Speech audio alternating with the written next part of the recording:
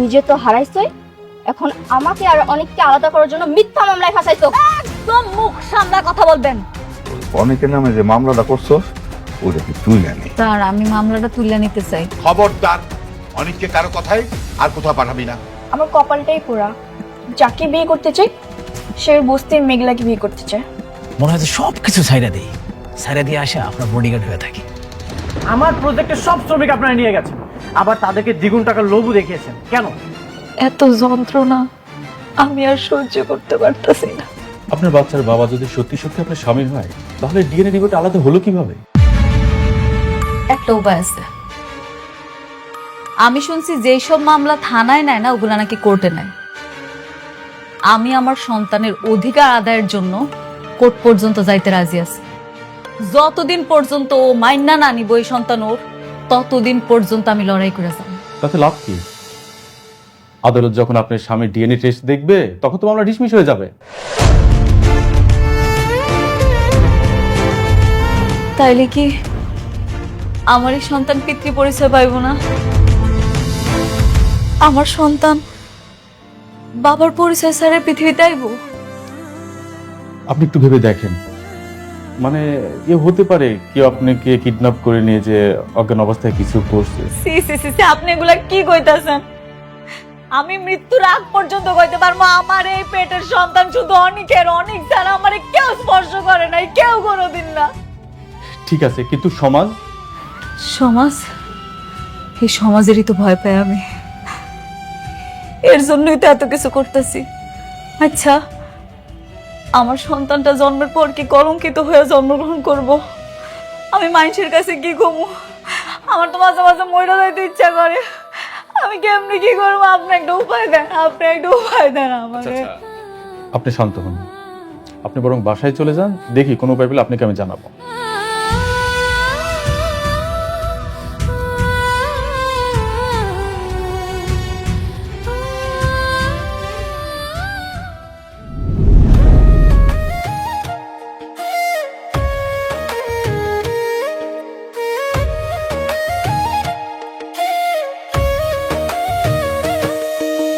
ভাগ্যগুণে পাইলাম তোমায়, ভাগ্যে তো আর রইলা না। দুঃখে আমার বুক ভেসে যায়, সুখের দেখা হইল না। তবু আমি তোমার আশায় কাঁদি দিবারাত রোজ। সুখে থেকো, ভালো থেকো গরি, ঘরে রাজপুত্রে। ও সুখে থেকো, ভালো থেকো গরি, ঘরে রাজপুত্রে। ওই মেঘলা মা, তাড়াতাড়ি যাও, দেরি হয়ে যাচ্ছে। আসসালামু আলাইকুম। ওয়ালাইকুম আসসালাম। তুমি তুমি এনে কি জন্য? আঙ্কেল, আমি অ্যাকচুয়ালি একটা প্রস্তাব নিয়ে এসেছি। প্রস্তাব? কি প্রস্তাব? মানে কিন্তু কিভাবে শুরু করবো আমি না বুঝতে পারছি না।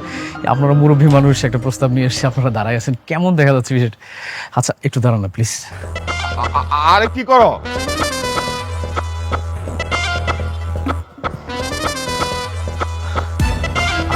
আপনারা বসেন না প্লিজ, দিতাম তোমার। বসেন না, বসেন বসেন please। বসেন। আরে বসা বসি পরে, তুমি আগে কি কইতে চাইছিলে সেইটা কও। আঙ্কেল, আপনারা তো জানেন যে আসলে আমার বাবা মা নেই, আমি এতিম। আজকে যদি তারা বেঁচে থাকতো, তাহলে এই প্রস্তাব নিয়ে হয়তো বা তারাই আসতো। আরে এইসব আমারে কইয়া কি হইব? আচ্ছা বাবা, তুমি না কি প্রস্তাবের কথা কইলা, সেইটা করছো। আমি তো সেটাই বলতে চাচ্ছি, কিন্তু আপনারা তো দাঁড়িয়ে আছেন, একটু বসেন না, বসে শুনেন। না কও। আমি আপনাদের মেয়ে মেঘলাকে বিয়ে করতে চাই। কি? এই, তুমি জানো না মেঘলা বিয়ে হয়েছে? মেঘলা জামাই আছে। আঙ্কেল, হ্যাঁ জানি তো জামাই আছে, কিন্তু ও জামাই তো একটা বেঈমান। আপনি দেখছেন না আঙ্কেল, ও নিজের সন্তানকে কিভাবে অস্বীকার করতেছে। আমি মেঘলাকে খুব ভালো করে চিনি, ভালো করে জানি, আর এটাও মানি আমি যে ওই সন্তানটা অনেকেরই। আর এই সমাজে আপনি চান না যে আপনার মেয়ে মেয়ের সন্তান একটা পিতৃত্বের পরিচয় নিয়ে বড় হোক। সব ঠিক আছে, কিন্তু কিন্তু কি আন্টি, আমি তো সবকিছু জেনে শুনে মেঘলাকে বিয়ে করতে চাই। মেঘলার পেটে সন্তানের বাবা হব আমি, আর আমি সবাইকে বলবো যে এই সন্তানের বাবা আমি। তখন আর ওই সন্তানের পরিচয় নিয়ে কোনো সংশয় থাকবে না, সমাজের মানুষ কিচ্ছু বলতে পারবে না। না না, মেঘলাই বিয়াতে রাজি হইব না। আপনারা আছেন না, আপনারা বুঝাবেন। আপনি জানেন না আঙ্কেল, এই সমাজে একটা সন্তান পিতৃত্বহীনভাবে যদি বড় হয় তাকে কত কথা শুনতে হয়। সবাই তাকে বলবে যে যারও সন্তান, সেই সন্তানকে আমি পিতৃত্বের স্বাদ দিতে চাই। বাবা তুমি একটু মেঘলারে বোঝাও। আর আমি তো বুঝাবো, আর আপনারা তো গার্ডিয়ান মানুষ, আপনারাও বুঝিয়ে বলবেন। আর দেখুন, আমিও চাই মেঘলাই মানসিক যন্ত্রণা থেকে মুক্তি পাক, সেও বাঁচুক, আর আমি তার জীবনসঙ্গী হয়ে বাঁচতে চাই। ঠিক আছে বাবা, মেঘলা বাড়িতে আসুক, তারপর আমি মেঘলার সাথে আলাপ করুমনি, দেখি মেঘলা কি কয়। আচ্ছা ঠিক আছে, তাহলে আমি আজকে আসি। ভালো থাকবেন। আসসালামু আলাইকুম। ওয়ালাইকুম আসসালাম।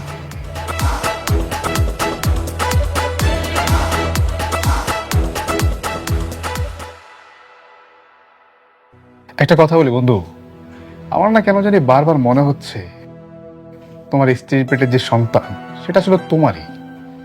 এই উদ্ভট কথাটা তুমি কিভাবে বলো? ডিএনএ টেস্ট করা হয়েছে, কিছুই মিল পাওয়া যায়নি। আচ্ছা ঠিক আছে, মিল পাওনি এটা আমি বুঝতে পারছি, তারপর মনের ভিতরে একটা ঘটকা লাগে, বুঝছো? বাচ্চাটা আসলে তোমারই অনেক।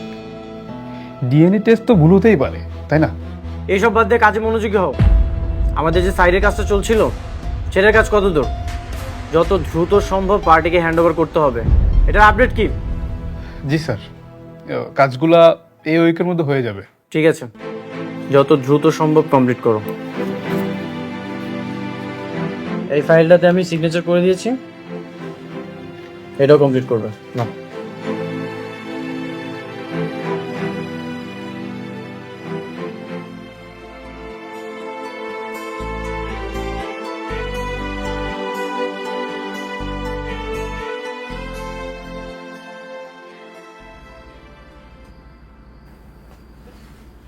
কি এত ভাবতাছস? আল্লাহ জানে আমার এই সন্তানটার ভাগ্যে কি আছে। জন্মের আগে কত কিছু সহ্য করতেছে, ওর জন্মের আগে ওর বাবার পরিচয় লইয়া কত কাহিনী হইতেছে। তোর সন্তানের বাপের পরিচয় দেওয়ার একটা উপায় পাইছি। কি উপায়? কইতে দাও। আজকে না তোর জন্য একটা বিয়ের প্রস্তাব আইছে। ছেলেটা ভালোই, তোর সব কথা শুই না যাই নাও তোর বিয়ে করতে রাজি হয়েছে। কি কইতাছ আম্মাইডি? আমার তো এখনো ডিভোর্সই হইল না, তোমরা আবার আমার লগে বিয়ে ঠিক করে লাইতাছো। তোমার কইতে বলা। আরে খুব না, কইতে দাও। তোর জন্য বিয়ের প্রস্তাব আইছে দেখি তো কথা কইছি। তোর বাচ্চার বাপের পরিচয় দরকার, সে তোর বাচ্চার বাপ হইতে চায়। না দরকার নাই, আমার সন্তানের বাপের পরিচয় অনেক। অনেক ছাড়া আমি কাউরে আমার এই সন্তানের বাপ স্বীকার করুম না, বুঝতে পারছো? তোমার কইতেছে কথা কইতে না, হ্যাঁ? তারপর বক বক বক বক বক করতে চাই, আজের পেছন লাগাইছে।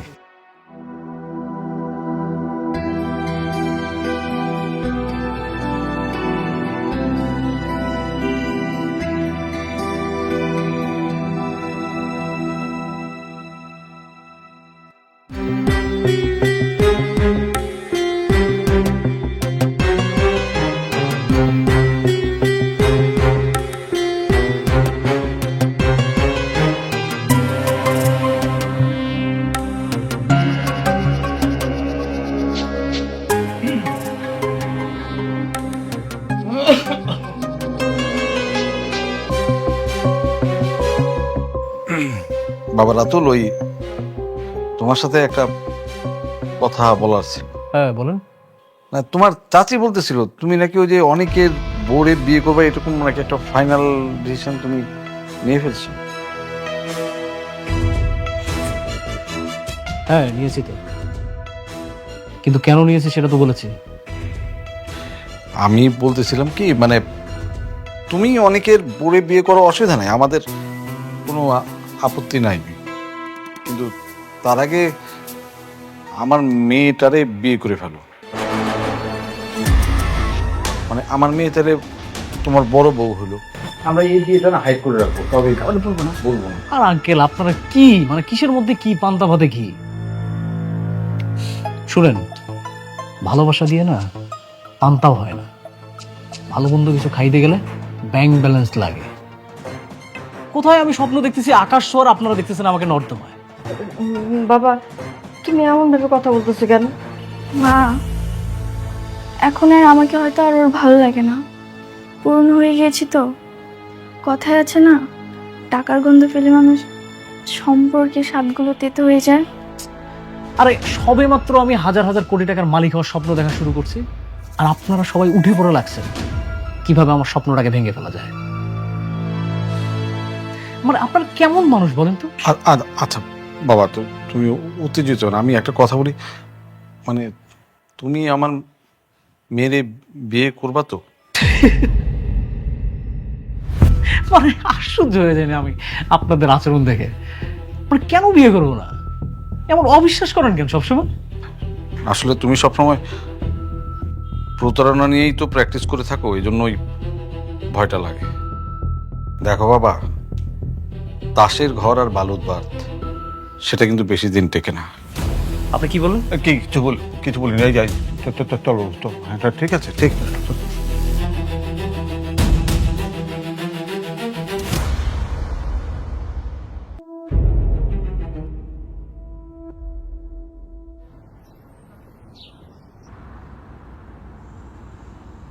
বন্ধু কি খবর? তুই কেমন আছিস?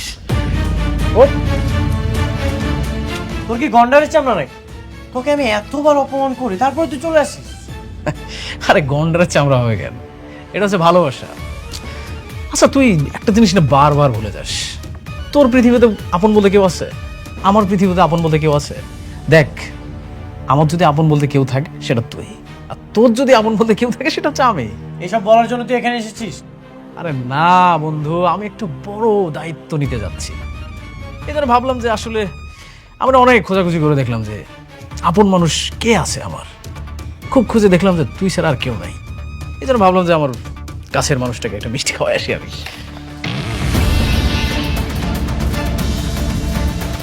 ভনিতা না করে ক্লিয়ার করে বল, কি বলার জন্য এখানে এসেছিস? বন্ধু, খাবার জিনিস ফেলাই দিলি, এটা কোনো কথা? আচ্ছা বসে শোন। দাঁড়ায় কথা। তুই না সবসময় শুধু এক্সাইটেড হয়ে যাস। শুনবি? শোন, তোর প্রথম স্ত্রী মেঘলা, দেখ বেচারির না আসলে এখন বর্তমান কেউ নাই আপন বলতে। একদিকে একা একটা মেয়ে, আবার আরেকদিকে পেটে একটা সন্তান, সেই সন্তানের আবার কোনো পরিচয়ই নাই। এইসব বলার জন্য তুই এখানে এসেছিস? ও আচ্ছা, মেঘলা তো তোকে কাজ দিয়েছিল। মেঘলার দালালি করার কন্ট্যাক্ট নিয়েছিস নাকি? আরে না না না, এমন কিছুই না। শোন, আমি হচ্ছে তোর প্রথম স্ত্রী মেঘলা, আর তোর অনাগত সন্তানের দায়িত্ব নিতে যাচ্ছি। আর বন্ধু হিসেবে আমার একটা দায়িত্ব আছে না, বল? আর ওর সন্তানের তো আবার একটা পরিচয় লাগে। এই জন্য আমি তোর স্ত্রীকে বিয়ে করে তোর সন্তানের বাবা হব। মেঘলা তোকে বিয়ে করবে? কেন করবে না? তুই তো দ্বিতীয় বিয়ে করে খুব সুখে আছিস, ও কেন একা থাকবে? এগুলোতে আমাকে কেন বলছিস? আমি কি এগুলো শুনতে চেয়েছি নাকি? আচ্ছা, এত বড় একটা সুসংবাদ আমি তোকে না দিয়ে থাকতে পারি, বল? তুই একবার ইমাজিনেশন করে দেখ, তোর অনাগত সন্তান আমাকে বাবা বলে ডাকবে, আবার তোর প্রথম স্ত্রী মেঘলা, তার সাথে আমার বিয়ে হবে, আমরা একসাথে থাকবো। রাতুল,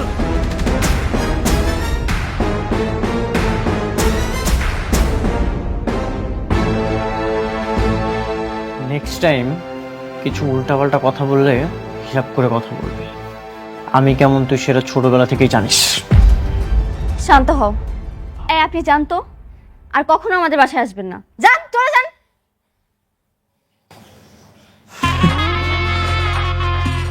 তুই বন্ধু হয়ে বন্ধুকে হাত তুললে, ঠিক আছে, যা, ভুলে গেলাম। কিন্তু হিসাবটা না একদম তোলা থাকলো, সময় মতো একদম কড়াই গন্ডা হিসাব নেব। আগে তোর স্ত্রী আমার বিয়ে করতে দে, তোর বউটাকে আগে বিয়ে করি, তারপর সবকিছু বোঝাপড়া হবে। তুই এক্ষুনি আমার বাসা থেকে বের হয়ে যা যা। তোরা আমি কাঠ পাঠাবো, তুই আসিস।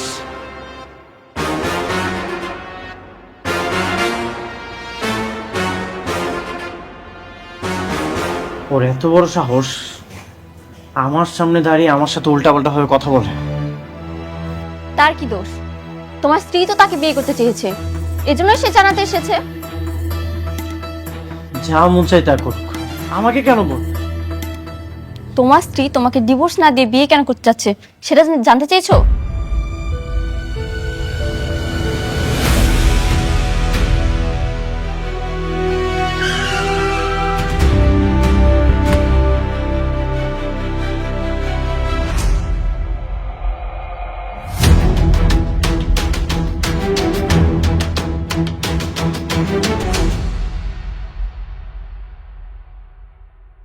তুমি তুমি এখানে কেন? কেন, অন্য কাউকে আশা করেছিলে নাকি? কি কি কইতাছো? না মানে, এখানে যদি রাতুল আসতো তাহলে মনে হয় তুমি খুব বেশি খুশি হতে, তাই না? রাতুল আসলে আমি খুশি হইতাম? কি কইতাছ উল্টাপাল্টা এসব তুমি? হ্যাঁ, এখন আমার সব কথাই তোমার উল্টাপাল্টা মনে হয়। যাই হোক, এইসব বিষয় নিয়ে আমি একদমই কথা বলতে চাই না। এই যে তোমার ডিভোর্স পেপার, এখানে তুমি আমি সিগনেচার করে দিলেই ডিভোর্স হয়ে যাবে। কি খুশি তো? হ্যাঁ, তোমার ডিভোর্সটা আমি অনেক আগেই দিয়া দিতাম। আমার পেটের সন্তানটা যদি না আইতো তারে দিয়া দিতাম। তোমার সন্তানের জন্য তুমি কেন আমাকে বেঁধে রেখেছো? সন্তানটা তো আমার না, এই সন্তানের বাবা অন্য কেউ। প্লিজ, আমি এই ঝামেলা থেকে মুক্তি চাই। তোমার আমি আর একটা কথা কতবার কমু, আমার এই পেটের সন্তান শুধু তোমার। আমি আজকে কইতাছি, আগামীতে কমু, সারা জীবন কমু, এই পেটের সন্তান তোমার তোমার তোমার। যে কোনো কিছুর বিনিময় হোক, তুমি আমাকে ফাঁসাবে, তাই না? কি হাসামো মানে? হ্যাঁ, তুমি আজকে বলো, আগামীকাল বলো, বা সারা জীবন বলো, প্রমাণ তো হয়েই গেছে। ও হ্যাঁ, তুমি তো একটা বিয়ে করার ডিসিশন নিয়েছো না? Good decision. বিয়া? একটা স্বামী থাকা অবস্থায় তুমি তো বিয়ে করতে পারবে না, এই জন্য আমি তোমাকে ডিভোর্স দিয়ে তোমার পথটা পরিষ্কার করার জন্য এলাম। পথ পরিষ্কার করতে আইছেন? এত বেশি বুঝতেছেন আপনি? আপনারে কে কইলো যে আমি বিয়ে করতে চাই? যে তোমাকে বিয়ে করবে সে আমার বাসায় এসেছিল। কি? রাতুল। আমি এখন একদম ক্লিয়ার কেন তুমি আমাকে কাজটা না দিয়ে রাতুলকে দিয়েছিলে। সমস্যা নেই, তোমরা দুইজন বিয়ে করো, অনেক বেশি হ্যাপি থাকো, আমি মন থেকে দোয়া করি। আরে আমার জীবনে আমি একটাই ভুল করছি, সেটা আপনারে বিয়া কইরা। এই ভুল আর জীবনে দ্বিতীয়বার করতে চাই না। আমারে কোনো পুরুষ বিয়া করতে পারবে না। তাহলে কি সে আমাকে মিথ্যা বলল? তুমি যদি তাকে না জানাতে তাহলে তো সে আমাকে বলতো না। আচ্ছা, এগুলো শুনেই বা আমি কি করব? এই নাও ডিভোর্স পেপার, এখানে সিগনেচার করে দিও। আমি কোনো ঝামেলা চাই না, তুমি আমাকে ডিভোর্স দিয়ে আমাকে মুক্তি দাও।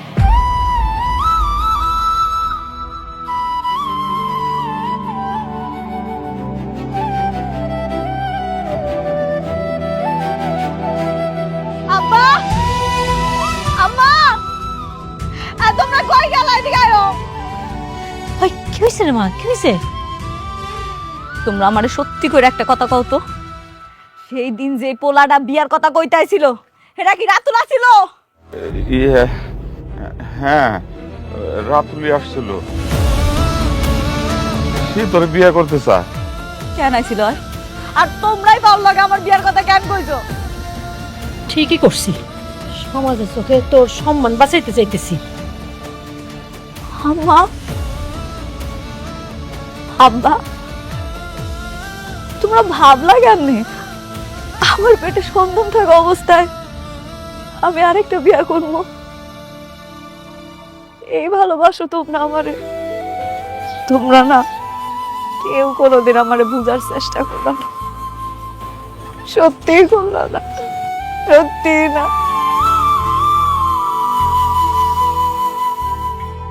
শালিমা বিল্ডার্স আমাদেরকে প্রজেক্ট দেয়নি তো কি হয়েছে, আমরা এর থেকে ভালো ভালো প্রজেক্ট দিয়ে এগিয়ে যাব।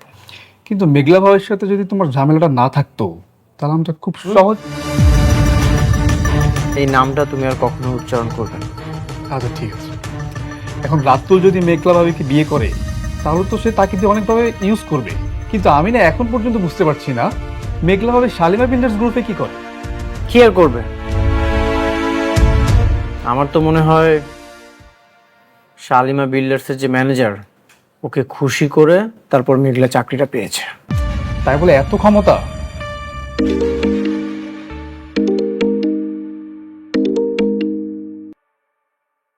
হ্যালো,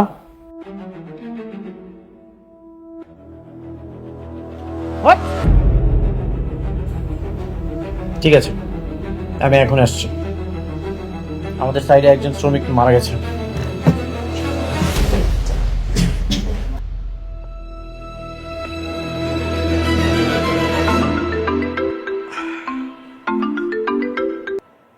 হ্যালো, আসসালামু আলাইকুম।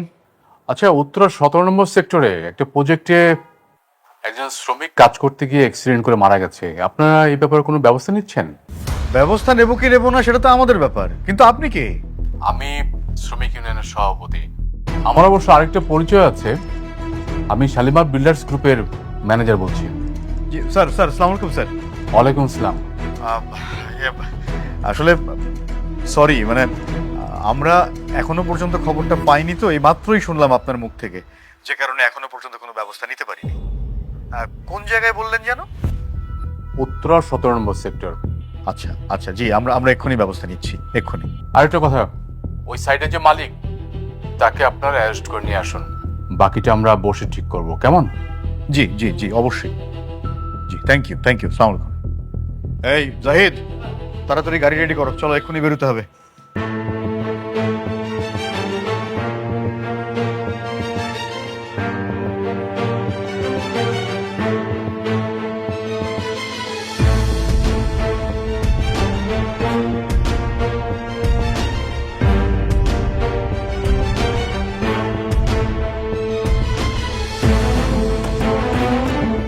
কিভাবে কি হলো? স্যার সাইডে কাজ চলতেছিল স্যার, সম্ভবত উপর থেকে পা স্লিপ করে পড়ে গেছে স্যার। স্লিপ করে পড়ে গেছে মানে? তুমি কোথায় ছিলে? আমি কতবার তোমাকে বলেছি সেফটি ফার্স্ট, নিরাপত্তা আগে তারপর কাজ। স্যার আমি নিচে ছিলাম, হঠাৎ করে একটা সাউন্ড হলো, আমি দৌড়ে এসে দেখি এই অবস্থা স্যার। দেখেই আপনারা সরেন তো।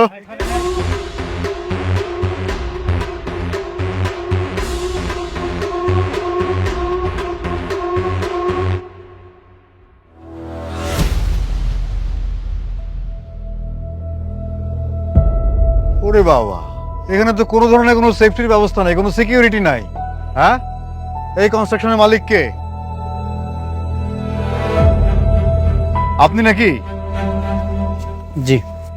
আপনার সঙ্গে ইদানিং আমার খুব ঘন ঘন দেখা হয়ে যাচ্ছে।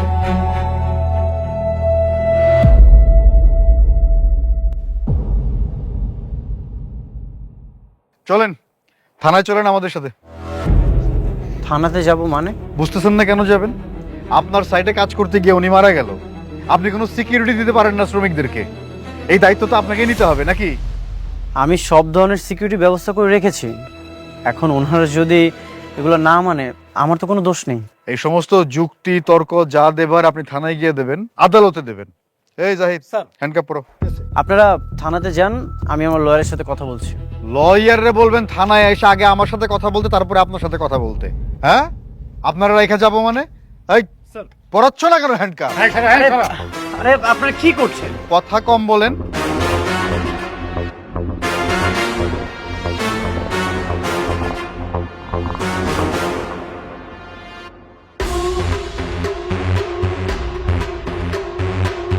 নিয়ে আসো তাড়াতাড়ি, দেখি সরেন আপনারা।